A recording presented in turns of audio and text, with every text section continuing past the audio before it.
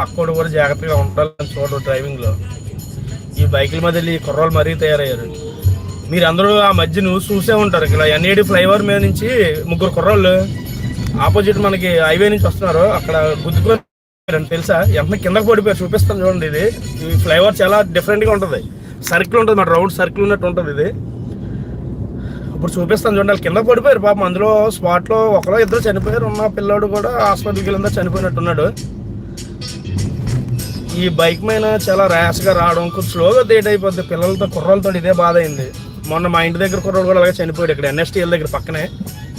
ఆడికి వాళ్ళ బాబు KTM bike కొనిచ్చాడు. ఆడికి కొంటలో తీసుకెళ్ళి ఆర్టీసీ బస్సు వెనకాల నుంచి గుద్దేస్తే స్పాట్లో అయిపోయాడు అనమాట. ఒకడే కొడుకు పాపం.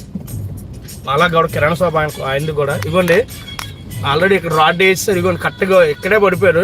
ఇదిగో చూడండి, మచ్చ కూడా ఉంటుంది అనుకుంటా. ఇగోండి ఇక్కడ పడిపోయాడు. పడిపోతే అలా కింద పడిపోయాడు, ఏకంగా ఫ్లైఓవర్ నుంచి కింద పడిపోయాడు అనమాట. పడిపోతే స్పాట్లో చనిపోయారండి కుర్రోళ్ళు మాత్రం. ఒకడు ఏదో హాస్పిటల్లో ఉండి 2 రోజుల తర్వాత చనిపోయినట్టున్నాడు.